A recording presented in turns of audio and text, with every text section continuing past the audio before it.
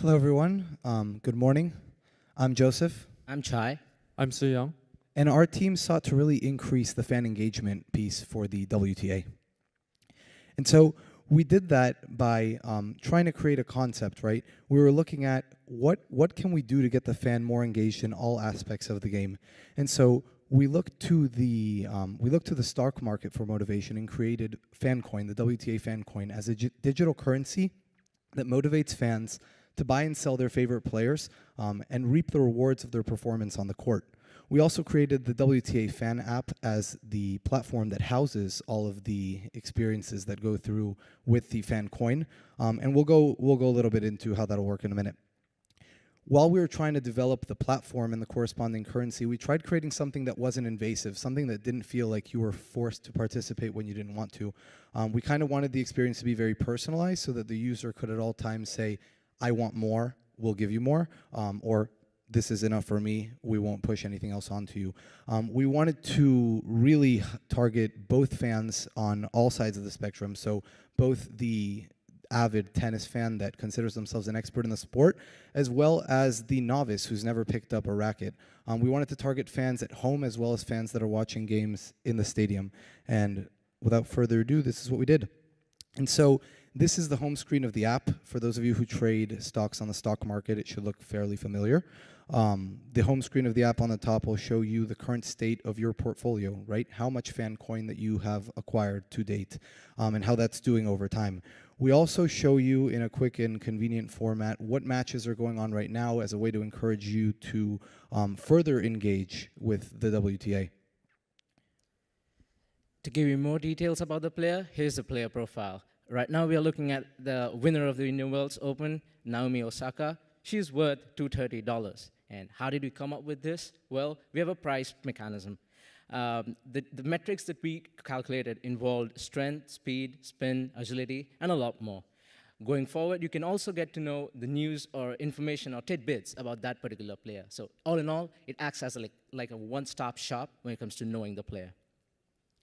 So how did we come up with the player price index? And because we are in the data analytics conference, well, we use the data. The base price that we calculated was based on historical information. Say, for example, what is the number of Grand Slams that she won, best rank she has achieved so far, current seed, so on and so forth. But the real juice and the real play happens when you calculate the current price. And it is made up of a variety of factors. The first one is obvious, which is the demand-supply ratio, that people who know about stocks have some sort of idea that plays a key role in determining the current price. But more importantly, the secondary metrics, such as points per game, momentum, market sentiment, we believe these secondary metrics give you a more accurate and a true reflection of what the player is, or what the quality of that player is. As we can see over here, we came up with much more visualizations. As you scroll down in that app, it will tell you how that player is performing. So here we are seeing Naomi Osaka's player serve bounce profile. Here you can, for example, the aces that she scored were generally dead at the center or wide. The double faults that you see, those that are marked in red, they have been weighted based on the speed with which she's playing. So as you can see, if she's trying to hit the ball real hard, it ends up most often going as a double fault. So those are certain nuances or certain insights that we can derive from the data that we have, and we can give it to the user to make a good judgment or an informed judgment whether or not to buy the player. So here's how the dynamic player pricing works. The game starts, she sees one dip in her value because Kasatkina over here wins the point. But going forward, she clamps back, gets the first set, and continues playing with that great accuracy, speed, and performs well and ends up winning Indian Wells 2018. And as you can see, the prices keep on going only in one direction, that is upwards.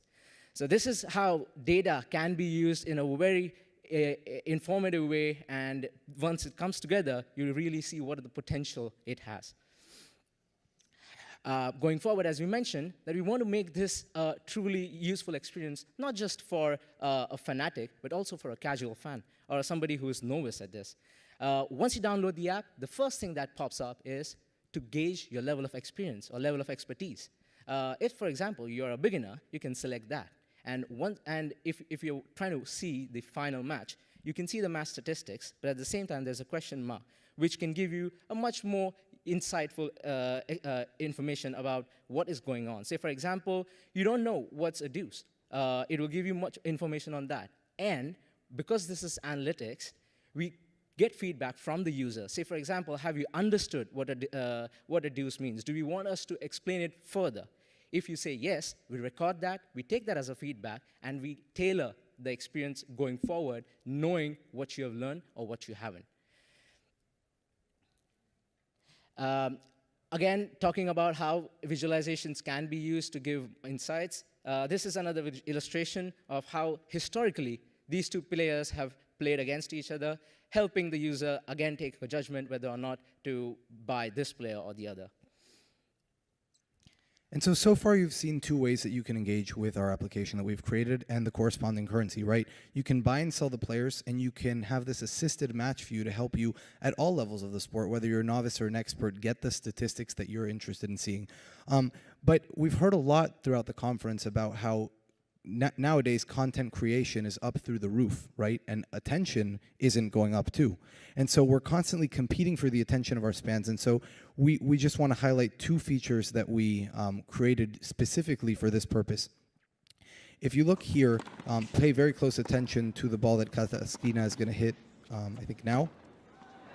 Great. So the ball landed very close to the line. Ball's called in. Osaka challenges. And if you have our app and we sense that you are in the stadium, what we're going to do is we're going to push a notification to your phone that tells you have 10 seconds to open the app and vote on whether that challenge was good or bad. By a show of hands, who here thinks that ball is in? And out? Awesome. Looks like out wins. So we're going to go ahead and select out. We have 10 seconds to do that. That's how long Hawkeye takes to, process the challenge. As soon as those 10 seconds are up, we see the live review right on the app, whether you're watching this in the stadium or you're watching this at home. And look, we're right out. The ball was out, and so we amass fan coin for that participation at no cost to you. Second feature, if you guys think of all the major sports, right? Football has a halftime. During the halftime, there's generally a show. In basketball, they do half-court shots. They bring members from the audience out. Tennis really doesn't have anything like that, and I think part of that can be attributed to the fact that in tennis there really is no halftime, right? There's a changeover about approximately every 2 games, but those changeovers last between 90 to 120 seconds, and so really limits the time that you have. And so what we tried to do is integrate with the app and the fans that we know are in the stadium in order to create an experience that is short, entertaining for the fans that are participating, but also the ones that are watching. And so in this view, coincidentally, we're one of 3 randomly selected fans from the stands that have been asked to come down to enter the court and participate. And so the way we do it, we actually generate for you a pass that the attendant can scan in and allow you onto the court. We do this, the changeover, before we intend the actual competition to happen, again, to restrict delays. And this is just one example of what a competition would look like. So in the middle, you see that orange marker. It's a marker that you can just pick up and put down rubber.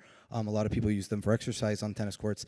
But basically, you just place it. The linesman or whoever's running the competition will place that on one side of the court.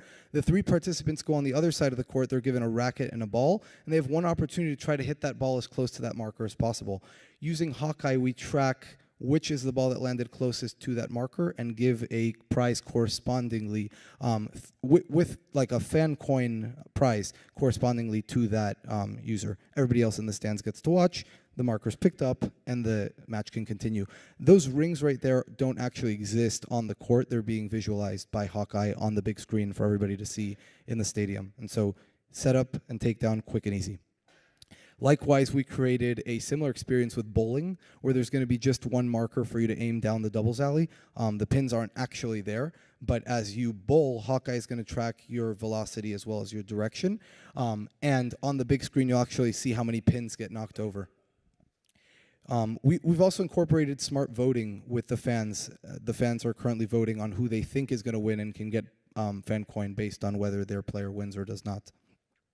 And so we don't have time to get into the other three, but for just the basics of them is, again, we're trying to engage new fans and have older, more experienced fans feel a purpose in the sport. And so we've created chat rooms that are tournament specific so that older fans can discuss what's going on in the tournament and newer fans can read and pick that up, as well as Quora like Q&A forums for specific matches so that newer fans that don't exactly know what's going on and have a specific question they want to ask can be answered by an older and more experienced fan. And so you end up with all this fan coin, right? And what can you do? And we like to say that a fan coin is better than a Sky Mile, right? From your favorite airline. So what can you do with this fan coin? You can't cash it out in the way that we've designed it right now, but what you can do is you can purchase at any one of our venues, any WTA venue for a tennis tournament. You can purchase drinks, you can purchase food, you can purchase apparel, merchandise, including signed, potential meet and greet opportunities with your favorite players, and the one that we really want to emphasize is tickets at a discounted rate so that we can keep you coming back and enjoying more tennis. We really want to thank the sponsors and the organizers for this incredible opportunity, and with that, we'd gladly take any questions.